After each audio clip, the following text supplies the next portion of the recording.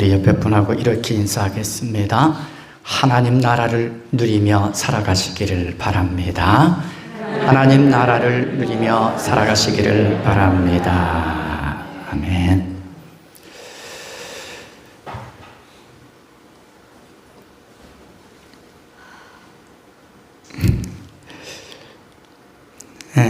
오늘 첫 그림을 만몬신을 여러분에게 보여주려고 했는데 깜빡 잊었나 봅니다. 여러분 만몬신 들어보셨죠? 만몬이라는 것은 재물, 돈이라는 의미가 들어 있습니다. 리처드 포스터의 돈, 섹스, 권력이라는 책이 있습니다. 이 책에 보면 예수님께서 재물, 즉 돈에 대해 어떻게 생각하고 계신지를 쓰고 있습니다. 예수께서 부를 지칭할 때 아람어인 만몬을 사용하실 때는 그 단어에 인격적이고 영적인 속성을 부여하고 계신 것이다. 예수께서 너희가 하나님과 재물, 만몬을 겸하여 섬기지 못하느니라고 엄명하실 때는 만몬을 하나의 경쟁신으로 인격화시키고 계신 것이다. 만몬은 우리를 지배하려고 추구해오는 하나의 힘인 것이다. 돈은 인간으로 하여금 돈에 헌신하도록 영감을 불어넣어줄 능력이 있다. 예수님은 사람들에게 한 분이신 참 하나님을 섬기기 위해서는 만몬신으로부터 돌아서라고 부르고 계신다. 돈은 모든 것을 소모시키는 우상이며 따라서 전적으로 우리가 이를 거부해야만 하는 것이었다라고 쓰고 있습니다. 사랑하는 교회 여러분, 우리는 영원한 하나님 나라의 가치들을 추구하며 살아가고 있을까요?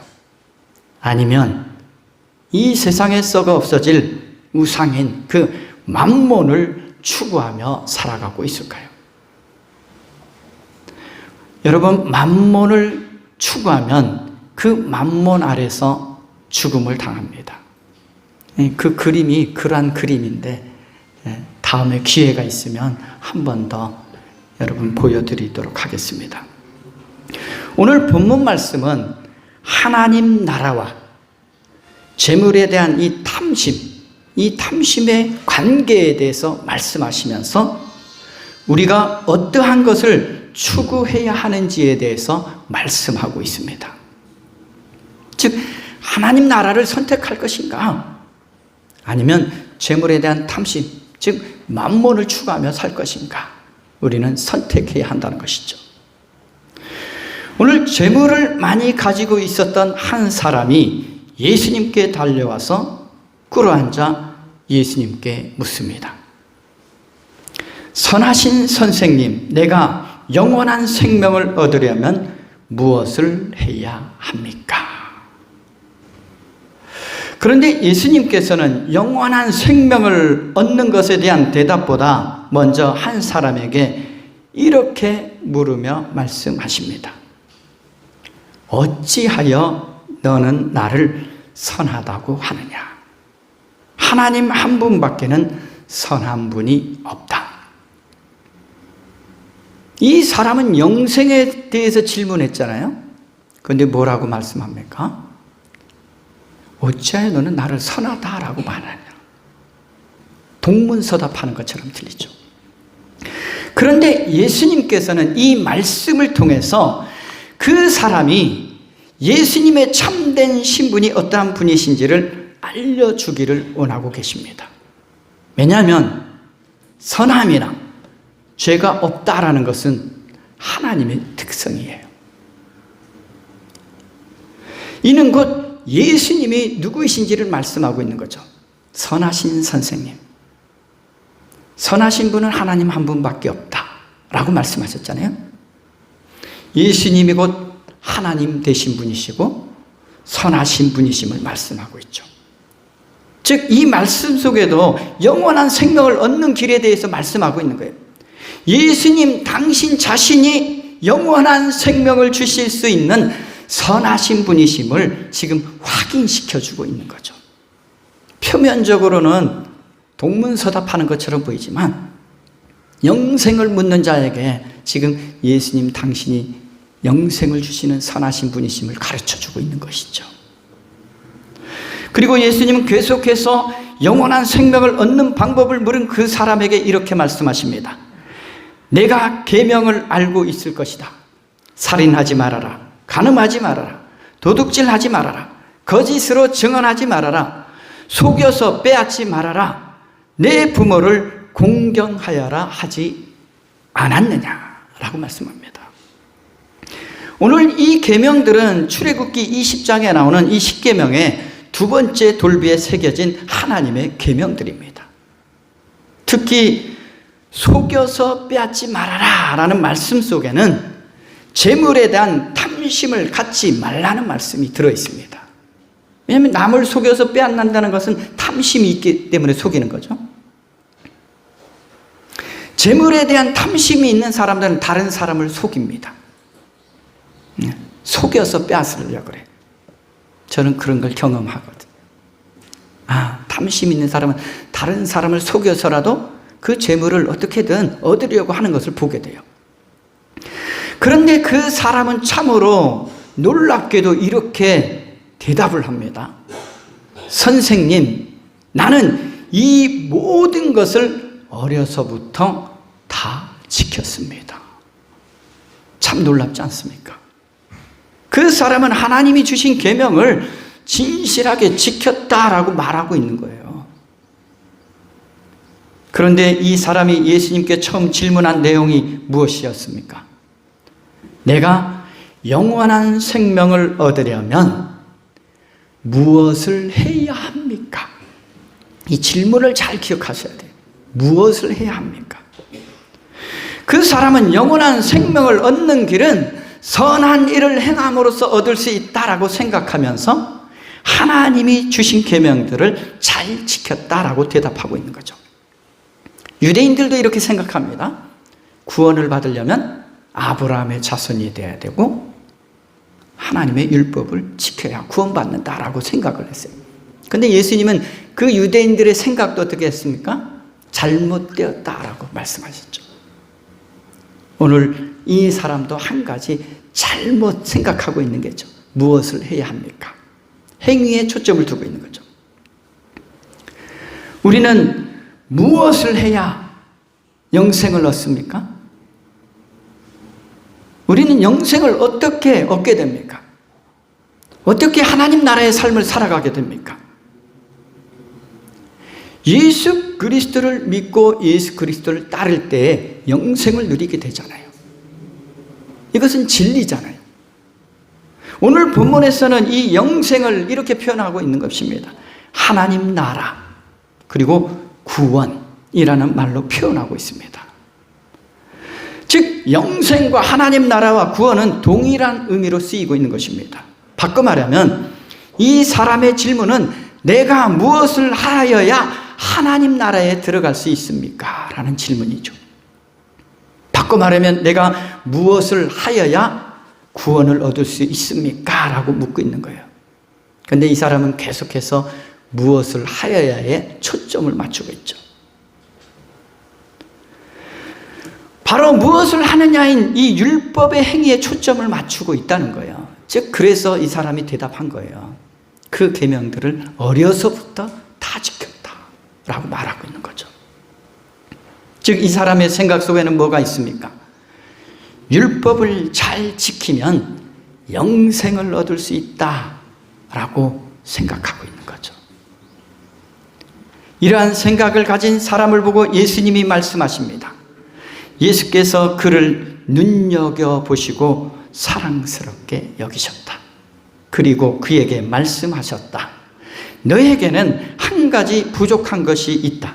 가서 내가 가진 것을 다 팔아서 가난한 사람들에게 주어라. 그리하면 내가 하늘에서 보화를 차지하게 될 것이다.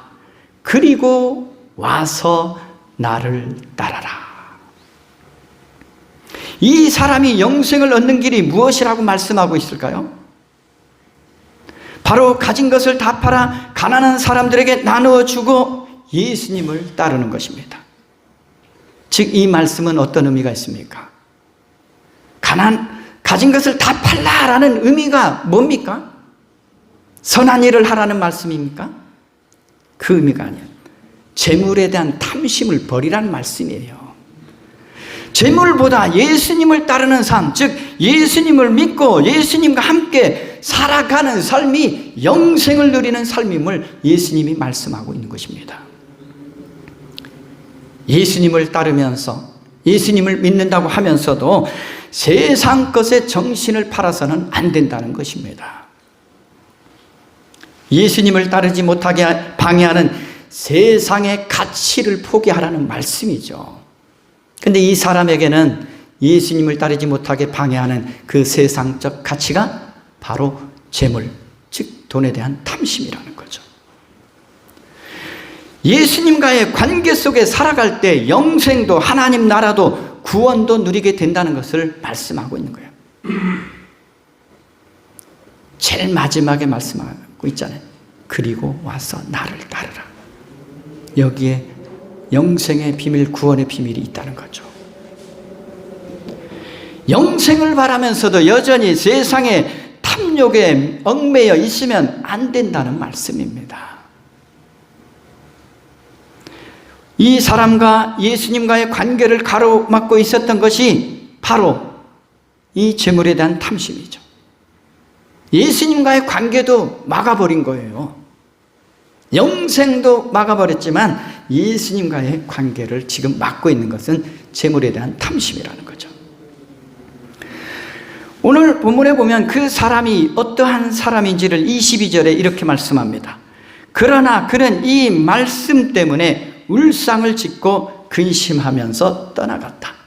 그에게는 재산이 많았기 때문이다. 쉽게 말하면 부자라는 거죠. 근데 그의 부유함과 재물에 대한 탐심이 예수님과의 관계를 가로막고 있었던 것이죠. 우리 삶에서 예수님과의 관계를 가로막고 영생을 누리지 못하게 하는 것은 꼭 재물 때문만은 아닙니다. 사람도 걸림돌이 될 수 있는 거예요. 세상 명예와 세상 권세가 예수님과의 관계를 가로막을 수도 있습니다. 더 나아가 자신이 옳다고 생각하는 인간적인 사상, 그 이념이 예수님과의 관계를 멀어지게 할 수도 있다는 거죠. 오늘 예수님은 율법을 잘 지켜 행하는 그 사람을 어떻게 바라보셨다라고 말씀합니까? 21절에 이렇게 말씀하잖아요. 그를 눈여겨보았다. 근데 어떻게 하셨다고요? 그를 보시고 사랑하사. 눈여겨보았을 뿐만 아니라 그 사람을 사랑하셨어요. 왜 그 사람을 사랑했을까요? 그래도 그 사람은 말씀대로 살아가고자 하는 마음이 있었기 때문에 사랑하셨다라는 거죠. 그런데 한 가지 부족한 것이 있다라고 말씀하시긴 하셨죠. 그래도 부족한 것이 있었지만 하나님의 말씀대로 그 율법대로 살아가고자 하는 그의 마음을 사랑하신 것이죠. 그런데 그 사람은 정작 영생을 어떻게 얻는가에 대한 물음을 가졌으나 그가 가진 많은 재물 때문에 지금 영생을 주시는 그 예수님을 받아들이지 못했다는 거죠.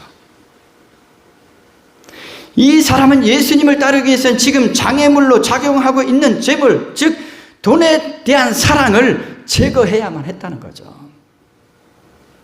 그렇다고 오늘 예수님의 말씀처럼 부자인 이 사람이 있는 것을 다 팔아 가난한 자를 구제하는 것이 영생을 얻는 것이 아닙니다. 구제하는 일은 선한 일이죠.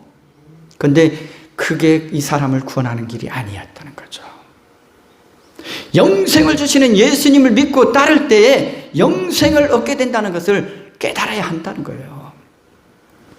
예수님과의 관계를 떠나서는 부자든 가난한 자든 상관없이 누구도 영생을 얻을 수 없다는 거예요. 가난한 사람도 마찬가지죠. 예수님과의 관계가 없으면 그 역시도 가난하다고 해서 구원 얻는 게 아니라는 거죠.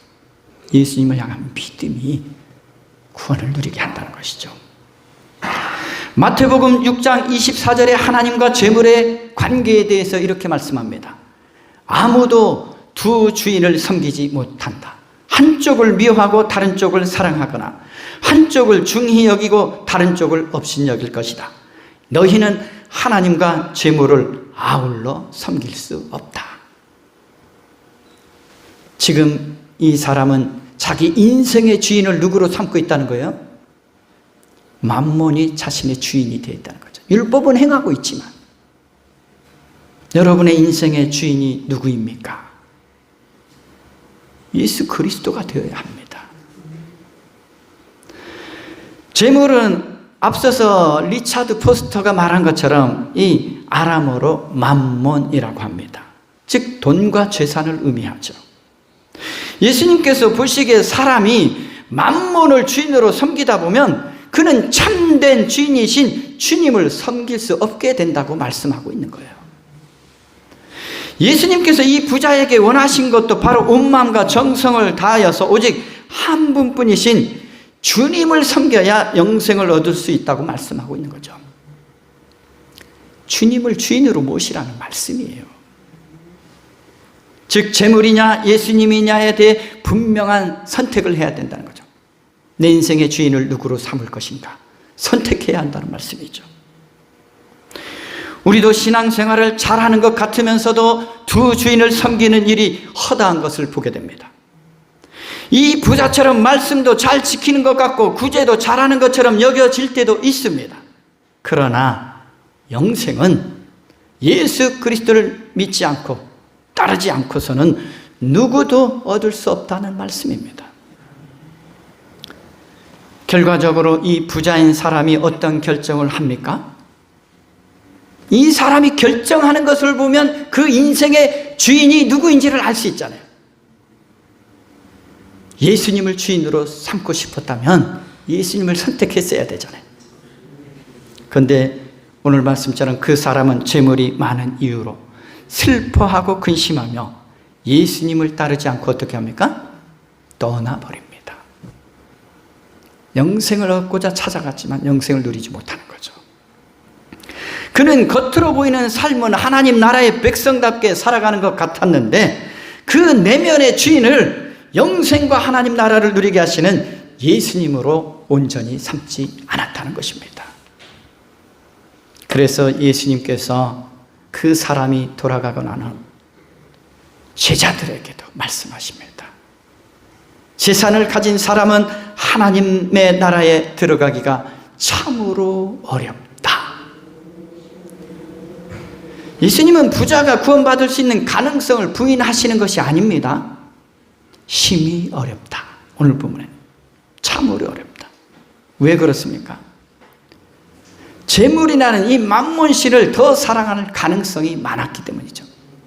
그런데 부자만 맘몬을 주인으로 삼고 사는 시대가 아닙니다. 오늘날 너나 할 것 없이 모두가 이 맘몬을 주인으로 삼고자 너무나 애쓰는 시대잖아요. 젊은 사람들도 마찬가지. 빚을 지면서까지 투자하면서 어떻게 합니까? 그 맘몬을 얻기 위해서 힘쓰잖아요. 맘몬의 종이 되어버린 거예요. 우리가 예수님을 따를 때 얻게 되는 하늘의 보화의 가치와 영원한 생명과 하나님 나라와 구원의 가치를 알지 못하기 때문에 자꾸 이 맘몬을 우리의 주인으로 삼고 살아가고자 하는 것입니다. 오늘 본문은 한마디로 이렇게 말씀하는 거죠. 재물을 의지하는 자는 영생을 얻을 수 없고 하나님 나라에 들어갈 수 없고 구원을 얻을 수 없다는 것입니다. 오직 예수님만을 믿고 의지할 때 영생과 하나님 나라의 구원을 얻을 수 있다는 말씀이죠. 오늘 예수님께서는 낙타의 비유를 통해서 영생과 구원에 대해서 말씀해 주십니다. 여러분, 이거는 부자 가난한 자 이야기가 아니에요. 부자가 하나님의 나라에 들어가는 것보다 낙타가 바늘기로 지나가는 것이 더 쉽다라고 말씀하셨죠. 이 말씀은 부자가 하나님 나라에 들어가기 어렵다는 말씀이 아닙니다. 이 말씀이 의미하는 바는 구원은 오직 하나님의 은혜로 되어진다는 것을 말씀하고 있는 거예요. 우리가 예수 그리스도를 믿을 때 우리는 은혜로 구원받는다는 것을 말씀한 거죠. 우리를 사랑하시는 예수님을 믿을 때에만 불가능했던 사람에게도 구원이 임한다는 말씀이에요. 사람이 여러분 바늘길 통과할 수 있습니까? 없잖아요. 그런데 우리는 하나님의 은혜로 구원받는다는 것을 그렇게 표현하신 것이죠. 이 말씀 속에는 우리가 불가능하다고 여겨지는 사람들일지라도 하나님의 은혜로 구원을 받게 된다는 말씀이에요. 우리는 누가 구원을 얻을 것인지 우리가 판단해서는 안 돼요. 저 사람 구원받을 수 있겠네 없겠네 판단할 수 없는 거예요. 왜냐하면 우리도 하나님의 은혜로 구원받았잖아요. 그 사람도 하나님이 언제 구원하실지 알 수 없기 때문입니다. 그래서 우리는 사람을 판단해서는 안 돼요. 모두가 하나님의 은혜로 구원받는 것이기 때문이죠. 오늘 영생과 구원을 위한 가장 중요한 전제는 다른 것이 아닙니다. 예수 그리스도를 믿느냐, 예수 그리스도를 따르느냐, 여기에 달려있는 것이죠. 제자들이 예수님께서 낙타의 비유를 하시는 것을 보고 서로 뭐라고 말합니까? 그렇다면 누가 구원을 받을 수 있겠는가라고 서로 말해요. 제자들이. 예수님께서 제자들을 눈여겨보시고 다시 말씀하십니다. 사람에게는 불가능하나 하나님께는 그렇지 않다. 하나님께는 모든 일이 가능하다. 누가 구원을 받을 수 있는가? 제자들이 서로 말했잖아요. 저 사람 구원받을 수 있을까? 나는 구원받을 수 있을까? 그런데 하나님이 하신다는 거죠. 구원은 하나님이 하시는 일이에요. 구원은 어떻게 이루어진다고 말씀합니까? 낙타가 바늘길을 통과해야 하는 것처럼 사람이 자신의 노력과 공로로 구원을 얻을 수 있는 것이 아니라는 말씀이에요. 아무리 노력해도 낙타도 바늘길 통과할 수 없잖아요. 사람도 바늘길 통과할 수 없잖아요. 그 한 사람이 자신의 공로로 영생을 얻어보려고 했잖아요. 인간의 공로로 되는 것이 아님을 지금 말씀하고 있는 거예요. 부자인 이 사람처럼 율법을 다 지켜 행했다는 것은 그만큼 어려운 일입니다. 그 일도 어려운 거예요. 그럼에도 주님은 행함으로 구원을 얻을 수 있는 것이 아니라고 말씀합니다. 그런데 우리는 그렇다고 해서 우리의 행실은 함부로 해도 되는가? 아니죠. 행함은 믿음의 사람의 당연한 삶이 합당한 삶으로 나타나야 하는 것입니다. 부자인가 가난한 자인가가 중요한 것이 아니라는 말씀이죠. 오직 하나님의 은혜로 가능한 것이 영생이요 구원임을 말씀하고 있는 것입니다. 어떤 사람이든 하나님의 은혜이신 그 예수 그리스도를 받아들이는 자만이 영생과 구원을 누릴 수 있다는 말씀이죠. 우리는 구원을 얻기 위해서 율법을 행하는 삶이 되어서는 안 된다는 거죠. 구원받은 자로서 하나님의 말씀을 지키는 삶을 살아가는 겁니다. 그게 그리스도인의 합당한 삶이기 때문이죠.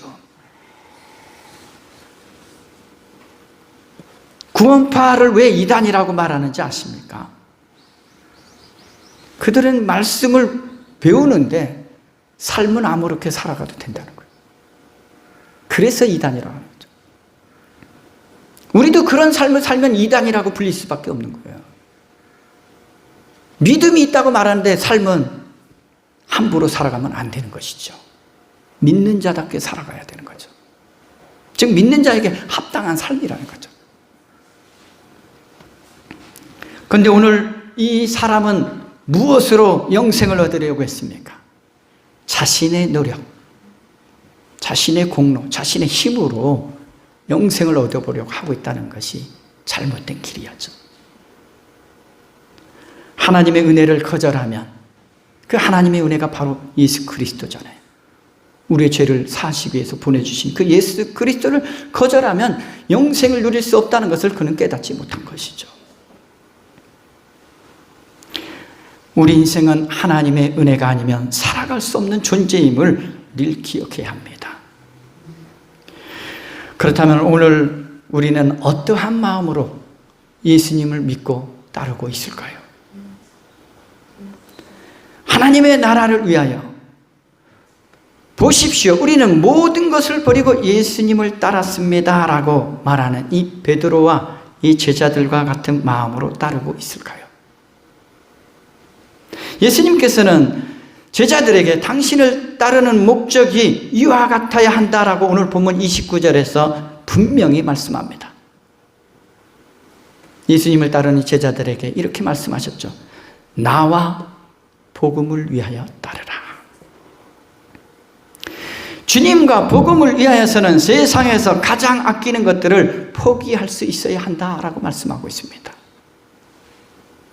근데 주님을 따르기 위해서 포기해야 하는 것들은 우리가 살아가면서 가장 가까이에 있는 것, 가장 필요한 것, 그러면서도 가장 버리기 어려운 것들이에요. 예수님은 자신을 따르는 제자들이 세상적인 것을 얻기 위해 따르는 것을 경고하시기 위해서 이렇게 말씀하셨죠. 왜냐하면 예수님의 제자들이 예수님을 따르는 목적도 우리가 알 수 있잖아요. 누가 높은 자리에 오르느냐, 이걸 가지고 따랐었잖아요. 그런데 오늘 이 말씀을 통해서도 제자들에게 경고합니다. 오늘 우리들에게 주시는 경고의 말씀이기도 하죠. 예수님을 따르는데, 예수님을 믿는데 경고의 말씀으로 이러한 말씀을 주십니다. 집이나 형제나 자매나 어머니나 아버지나 자녀나 논밭을 버리라. 복음의 핵심인 하나님 나라의 복음을 위해서 예수님을 따라야 한다는 것입니다. 이는 가정도 재물도 마지막 날에는 우리가 영원히 누리게 될 하나님 나라와는 비교할 수 없는 것임을 말씀하고 있는 거예요. 가정 버리라고 해서 그 버리라는 의미가 아니에요. 왜 이단 사이비가 나옵니까? 가정을 버리라는 말씀이 아니에요.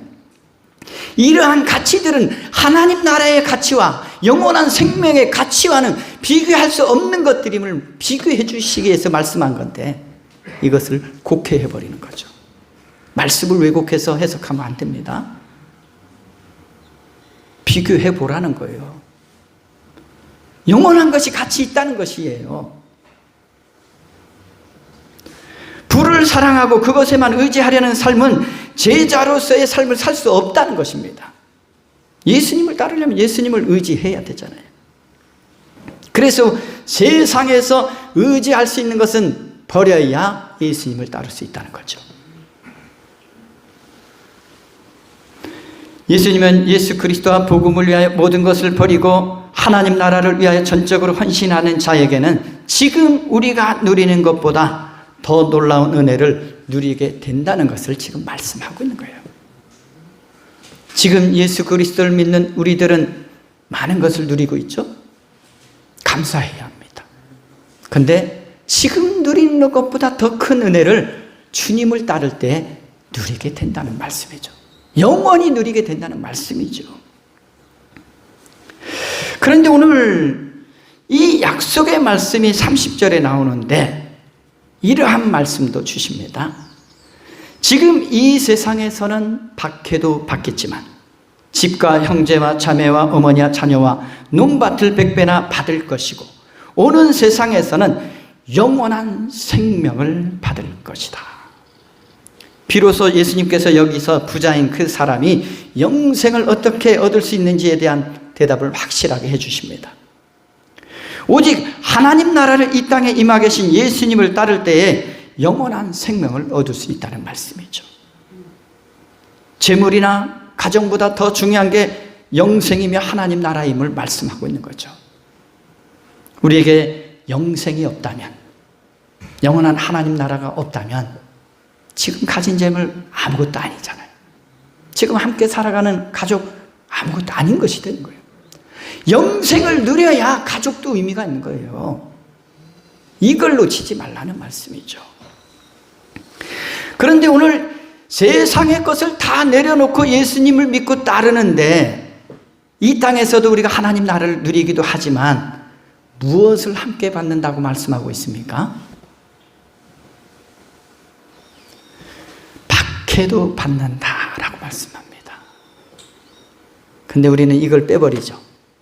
예수님을 믿고 따르는 삶에 있어서 박해는 받고 싶지 않아요. 더 좋은 것만 누리고 싶어 하잖아요. 근데 박해도 받는다라는 것은 예수님 믿고 따르는 삶에는 고난이 있다는 거예요. 근데 하나님 나라의 삶을 누리고 영원한 가치를 누리려면 박해도 어떻게 해요? 이겨내야 한다는 거죠. 믿는 것 때문에 박해받는 것 두려워하지 말라는 거죠. 더 좋은 것, 더 기쁨의 것, 더 영원한 것을 누릴 수 있기 때문에 지금 박해 두려워하지 말라는 거죠. 마태복음 5장 10절에도 이렇게 말씀하잖아요. 의를 위하여 박해를 받은 사람은 복이 있다. 하늘나라가 그들의 것이다. 여기서 의를 위하여 박해, 믿음 때문에 받는 박해죠. 그런데 복이 있다 그랬어요, 그 사람은. 그리고 뭐가 그들의 것이라고요? 하늘나라. 여기서 말하는 것은 영생, 하나님 나라. 즉 구원을 의미하죠, 하늘나라는. 왜냐하면 마태가 하늘이라는 표현을 쓴 이유가 있다 그랬잖아요. 유대인 공동체에서는 하나님이라는 단어를 함부로 쓰지 않아요. 왜냐하면 하나님의 이름을 모독할 수 있기 때문에. 그래서 하나님을 하늘로 바꿔서 쓴다 그랬잖아요. 즉 하나님의 나라를 얻게 된다는 거죠. 여기에 지금 그 한 사람을 위한 말씀이 들어있는 거죠. 내가 가진 것 내려놓고 주님을 믿고 따르는데 고난이 있겠죠. 재물을 내려놓고 따르면 어렵잖아요. 그런데 그것 때문에 고난받고 박해받는 삶이지만, 어려운 삶이지만 영원한 것을 더 풍성히 누리게 된다는 말씀이죠. 우리는 박해 때문에 예수님을 부인하는 일이 있어서는 안 되죠. 재물 때문에 예수님을 부인하는 일이 있어서는 안 되죠. 오늘 이 사람은 재물 때문에 예수님을 부인한 거예요. 재물 때문에 예수님을 떠나버렸어요. 제 주변에도 그러한 사람을 수없이 봐요. 물질의 탐욕을 가지다가 신앙도 잊어버려요. 예수님을 떠나는 건 당연한 거 아니겠어요? 신앙도 잃어버려요. 탐심이 우리를 주님께서 멀어지게 하는 일이 될 수 있다는 거죠. 재물은 뭡니까? 하나님이 우리에게 맡겨주신 거예요. 청지기같이 쓰면 됩니다. 잘 써야 되죠. 근데 그것이 주님을 믿고 따르는데 방해가 돼서는 안 된다는 거죠. 우리가 주의해야 할 것이 있습니다. 예수님께서 이렇게 말씀하셨습니다. 그러나 첫째가 꼴찌가 되고 꼴찌가 첫째가 되는 사람이 많을 것이다. 오늘 이 사람은 마치 자신을 첫째처럼 생각했어요. 구원을 얻는데. 왜냐하면 율법을 다 지켰기 때문에. 오늘 우리도 마찬가지죠. 지금 예수님을 가장 잘 따른다고 생각하는 사람들이 오히려 환난이 오면, 박해가 오면 예수님과 멀어질 수 있고, 지금은 별 볼 일 없이 예수님을 따르는 것 같은데 환난의 때에 오히려 주님을 더 깊이 따른 사람이 있을 수 있다라는 말씀이에요. 우리의 신앙은 눈에 보이는 것이 전부가 아니라는 거예요. 겉으로 보이는 신앙으로 신앙 판단하면 안 됩니다. 저도 여러분의 신앙을 판단해서는 안 되죠. 참 어려운 거죠. 여러분도 저의 신앙을 판단해서는 안 되죠. 하나님이 하시는 일이니까. 근데 첫째가 될 수도 있고 꼴찌가 될 수 있다는 거죠. 나는 구원받을 거야 생각했는데 구원받지 못할 수도 있다는 거죠. 왜냐하면 예수님 믿지 않고 따르지 않으면, 이 사람처럼 예수님을 떠나버리면 영생을 누릴 수 없는 거예요. 사람들이 보기에는 그 믿음이 눈에 잘 드러나 보이지 않지만 진실한 믿음을 가진 사람들이 있다는 것을 우리는 잊지 말아야 합니다. 우리는 사람이 볼 수 없는 이 마음의 진실한 믿음을 가지고 있어야 합니다. 주님만이 하시는 믿음이 있어야 되는 거죠. 사람들의 평가를 두려워하지 마십시오. 하나님이 우리를 어떻게 보실까?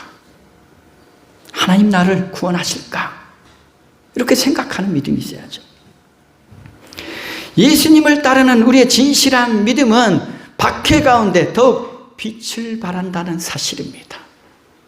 오늘 우리들의 믿음이 정말 박해 가운데서도 순환 가운데서도 빛을 발해서 하나님이 은혜로 주시는 그 영원한 생명, 하나님 나라의 삶을 온전히 누리시기를 주님의 이름으로 기원합니다. 기도하겠습니다. 자비하신 하나님 아버지, 여기에 모인 우리 모두가 하나님의 은혜로 구원받았음을 잊지 않게 하여 주시옵소서.